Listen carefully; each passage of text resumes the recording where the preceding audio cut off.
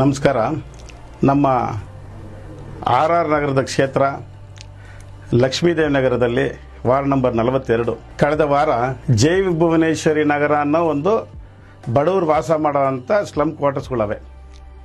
ಅಲ್ಲಿ ಶಾಸಕರಾದ Munirathnam Naidu white tapping ಅಂತೇಳಿ ಅವರೇ ಹೋಗ್ತಾರೆ. ಯಾರಲ್ಲಿ ಕಾಂಟ್ರಾಕ್ಟರ್ ಇಲ್ಲ, ಇನ್ನೊಬ್ಬರಿಲ್ಲ, BBMP ಅಧಿಕಾರಿಗಳು ಯಾರೂ ಇಲ್ಲ. ಅವರು ಪಟಾಲಮ್ಮನ ಕರ್ಕೊಂಡು ಹೋಗಿ ಒಂದು ಪೂಜೆ ಮಾಡ್ತಾರೆ. ವೈಟ್ ಟ್ಯಾಪಿಂಗ್ ಕಾಂಕ್ರೀಟ್ ರಸ್ತೆ ಮಾಡ್ತೀವಿ ಅಂತ ಅಲ್ಲಿ ಒಂದು ಸಭೆ ಮಾಡ್ತಾರೆ. ಆ ಸಭೆಯಲ್ಲಿ ಏನು ಹೇಳ್ತಾರೆ ಮುನಿರತ್ನ ಅವರು ಅಂತ ಹೇಳಿದ್ರೆ, ಈ ಭಾಗದಲ್ಲಿ ನಾನು ಯಾರನ್ನೂ ನಂಬಿ ಬಡವ್ರಿಗೆ ಸೇವೆ ಮಾಡ್ತಾನೆ, ಬಡವ್ರಿಗೆ ಒಳ್ಳೇದು ಮಾಡ್ತಾನೆ, ಬಡವ್ರನ್ನ ಉದ್ಧಾರ ಮಾಡ್ತಾರೆ ಅಂತ ನಂಬಿ ಬಿಟ್ಟಿದ್ದೆ. ಆದರೆ ಅವನು ಈ ಜೈ ಭುವನೇಶ್ವರಿ ನಗರದಲ್ಲಿ ಚಿನ್ನದ ಗಣಿ ಥರ ಲೂಟಿ ಮಾಡಿ ಎತ್ಕೊಂಡು ಹೋದ. ಯಾರಿಗಾದ್ರೂ ಕೊಡ್ತಾನೆ ಅಂತ ಹೇಳಿದ್ರೆ ಅವ್ನು ಒಬ್ಬನೇ ಉದ್ಧಾರಕ್ಕೆ ಮನೆಗೆ ಎತ್ಕೊಂಡು ಹೊಡೋಗ್ಬಿಟ್ಟ ಅಂತೇಳಿ ಒಂಥರ ಬೇಕಾಬಿಟ್ಟಿಯಾಗಿ ಮುನಿರತ್ನ ಅವರು ಮಾತಾಡಿದ್ರು. ಬಹಳ ವರ್ಷಗಳಿಂದ ಇಲ್ಲಿನ ರಸ್ತೆಗಳು ಹಳ್ಳ ಬಿಟ್ಟಿರೋದಿರ್ಬೋದು, ಜನರಿಗೆ ತೊಂದರೆ ಆಗಿರೋದಿರ್ಬೋದು, ಮೋರಿನಲ್ಲಿ ಮಣ್ಣೆತ್ತಿರೋದಿರ್ಬೋದು,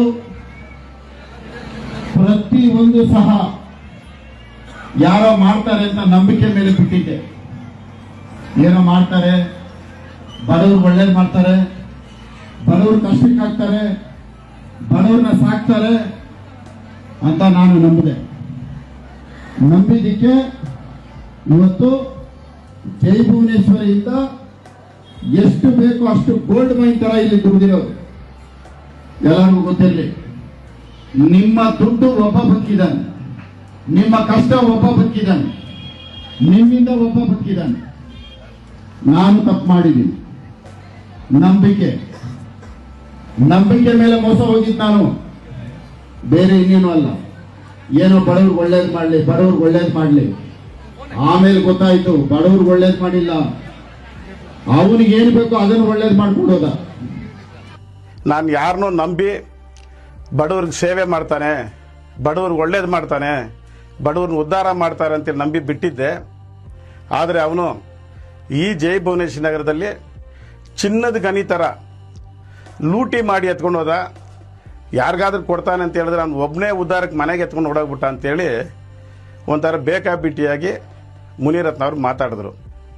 ನನಗೆ ಶಾಕ್ ಆಯಿತು. ಯಾಕಂದರೆ 2015ರಿಂದ 2020 ನಾನು ಆ ಭಾಗದ ಕಾರ್ಪೊರೇಟ್ರು. ಯಾರಪ್ಪ ಆ ವ್ಯಕ್ತಿ ಅಷ್ಟು ಚಿನ್ನದ ಗಣಿನ ಲೂಟಿ ಮಾಡ್ಕೊಂಡು ಹೋಗಿರ್ಬೋದು ಅಂತ ಯೋಚನೆ ಮಾಡಿದಾಗ ಮುನಿರತ್ನ ಅವರು ನನ್ನ ಹತ್ರ, ಅವರು ಶಾಸಕರಾಗಿದ್ದು ನಾನು ಕಾರ್ಪೊರೇಟರ್ ಆಗಿದ್ದಾಗ ಅವರು ನನ್ನ ಹತ್ರ ಒಂದು ವಿಚಾರವನ್ನು ಡಿಸ್ಕಸ್ ಮಾಡ್ತಾರೆ. ಸರ್ಕಾರದಿಂದ ಸ್ಪೆಷಲ್ ಗ್ರಾಂಟ್ಸ್ ತಂದಿರ್ತಾರೆ, ಸುಮಾರು ಕೋಟಿಗಳು, 200-300 ಕೋಟಿಗಳು ಎಷ್ಟೋ, ಅದು ಆರ್ ನಗರಕ್ಕೆ ಸಂಪೂರ್ಣವಾಗಿ. ಜೈ ಭುವನೇಶ್ವರಿ ನಗರದಲ್ಲಿ ಬಡವರು ವಾಸ ಆಗುವಂಥ ಜಾಗ. ನಾನು ಕಾರ್ಪೊರೇಟರ್ ಆಗಿದ್ದಾಗ ನನ್ನ ಹತ್ರ ಡಿಸ್ಕಸ್ ಮಾಡ್ತಾರೆ. ಸರ್, ಇಲ್ಲ ಫಂಡ್ಸ್ ಸರ್ಕಾರದ ಬಂದಿದೆ, ಇಡೀ ಬೆಂಗಳೂರಲ್ಲಿ ಯಾರು ಮಾಡಿರ್ಕೊಡ್ದ ಅಂತ ಒಂದು ಕೆಲಸ ಸಾಧನೆ ಮಾಡೋಣ ಅಂತ ನನಗೊಂದು ಖುಷಿ. ಸರ್ ಮಾಡೋಣ, ಏನು ಮಾಡ್ಬೋದು ಅಂತ. ನಾನು ಸರ್ಕಾರದ ಫಂಡ್ ತಂದಿದ್ದೀನಿ, ಹೊಸ ಒಂದು ಎಸ್ಟಿಮೇಟ್ ಮಾಡೋಣ, ಬಡವ್ರ ಮನೆಗೆ ಫುಲ್ ಏನೇನು ರಿಪೇರಿ ಇದೆಯೋ ಎಲ್ಲ ರಿಪೇರಿ ಮಾಡಿ, ಟೈಲ್ಸ್ ಹಾಕ್ಕೊಟ್ಟು, ಪೇಂಟಿಂಗ್ ಮಾಡಿಕೊಟ್ಟು, ಕಿಚನ್ ಟೈಲ್ಸ್ ಹಾಕ್ಕೊಟ್ಟು, ಅವ್ರಿಗೆ ಬೇಕಾಗಿರೋದು fan, TV, fridge, washing machine ಎಲ್ಲ ಸವಲತ್ತು ಕೊಡೋಣ, ಜನ ಖುಷಿಯಾಗ್ಬಿಡ್ತಾರೆ ಅಂದರು. ಸರ್, ಅದು ಸರ್ಕಾರದಲ್ಲಿ ಅದು ಕೊಡ್ಲಿಕ್ಕೆ ಆಗುತ್ತಾ ಅಂದೆ. ನಾವೇ ಅದನ್ನು ಎಸ್ಟಿಮೇಟ್ ಮಾಡೋಣ, ನಾನು MLA ಅಲ್ವಾ, ಅಸೆಂಬ್ಲಿಯಲ್ಲಿ ಕೂತ್ಕೊಂಡು ಅದನ್ನು ಆರ್ಡರ್ ಮಾಡಿಸ್ತೀನಿ ಅಂದರು. ನಾನು ನಂಬದೆ, ಖುಷಿ ಬಿದ್ದೆ. ಆಯ್ತು ಸರ್, ಆಗಲಿ ಬಿಡಿ ಸರ್ ಅಂತ. ಅದೇ ರೀತಿಯಲ್ಲಿ ಲಕ್ಷ್ಮೀದೇವಿ ನಗರದಲ್ಲಿ ಕೆಲಸ ಶುರುವಾಗುತ್ತೆ.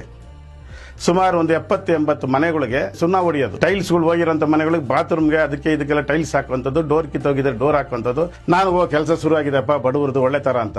ಯಾರು ಮಾಡ್ತಾರೆ ಕೆಲಸ? ಮುನಿರತ್ನನ್ನ ಬೇನಾಮಿ ಕಾಂಟ್ರಾಕ್ಟ್ರು ಜಯರಾಮ್ ಅಂತವರು. ಅದೇ ಜೈ ಭುವನೇಶ್ವರಿ ನಗರದಲ್ಲಿ ಹರಿ ಅಂತೇಳಿ ಒಬ್ಬ ತೆಲುಗು ಕೋಟ್ರಸ್ ಅಂತ ಐತೆ, ಹರಿ ಅಂತ ಇರ್ತಾನೆ, ಅವನಲ್ಲಿ ಮೇಸ್ತ್ರಿ ಕೆಲಸ ಮಾಡ್ತಾನೆ. ನಾವು ಮುನಿರತ್ನ ಏನೋ ಫುಲ್ಲಾಗಿ ಮಾಡ್ತಾರೆ ಅಂತ. ಅದರಲ್ಲೂ ಕೆಲವರು ಆ ಜಾಗದಲ್ಲಿ ವಾಸ ಮಾಡೋರಂತೂ ಸುಮಾರು ಜನ ಕೂಲಿ ಕೆಲಸ ಮಾಡೋಂಥವ್ರು, ಗಾರೆ ಕೆಲಸ ಮಾಡೋರು. ಲೇಟ್ ಆಗುತ್ತಾನೆ, ನಮ್ಗೆ ಮೆಟೀರಿಯಲ್ ಕೊಟ್ಬಿಡಿ, ನಾವೇ ಮಾಡ್ಕೊತೀವಿ ಅಂತ ಟೈಲ್ಸ್ಗಳು ಎತ್ಕೊಂಡು ಅವ್ರವರೇ ಅವ್ರ ಮನೆಗಳು ಮೆತ್ಕೊಳ್ಳೋ ಅಂಥ ಕೆಲಸನೂ ಆಗಿದೆ. ಕಂಪ್ಲೀಟ್ ಲೆಕ್ಕ ಮಾಡಿದ್ರು ಒಂದು 70-80 ಮನೆಗಳಿಗೆ ಅಲ್ಲಿರೋಂಥ ಮನೆ ಮೆಷರ್ಮೆಂಟು 1.25 ಚದರ ಇರುತ್ತೆ, 2 ಚದರನೇ ಇಕ್ಕೊಳ್ಳಿ.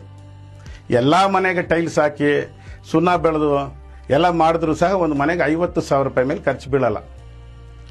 ಆಯಿತು ಅಂತೇಳಿ ನೀವು ಒಂದು ಲಕ್ಷನೇ ನಿಂತ್ಕೊಳ್ಳಿ. 60 ಇಂದ 70 ಮನೆಗೆ ಎಷ್ಟಾಯಿತು? 50 ರಿಂದ 60 ಲಕ್ಷ ರೂಪಾಯಿ, ಒಂದು 70 ಲಕ್ಷ ರೂಪಾಯಿ ಖರ್ಚು ಬಿತ್ತು. ನಾನಂದೆ ಎಲ್ಲಿ ಸರ್ ಟಿ ವಿ ಕೊಡೋದು, ಫ್ರಿಡ್ಜ್ ಕೊಡೋದು, ವಾಷಿಂಗ್ ಮೆಷಿನ್ ಕೊಡೋವಂಥದ್ದೆಲ್ಲ ಕಾರ್ಯಕ್ರಮ ಏನಾಯಿತು ಸರ್ ಅಂತ. ಸರ್ಕಾರದಲ್ಲಿ ಅದು ಅಪ್ರೂವ್ ಆಗಿಲ್ಲ. ನಾನೇನೋ ಪ್ಲಾನ್ ಮಾಡಿದೆ, ಸಕ್ಸಸ್ ಆಗಿಲ್ಲ, ಬಿಟ್ಬಿಡಿ, ಅದೇನೇನು ಮಾತಾಡೋದು ಬೇಡ ಅಂದರು. ನಾನು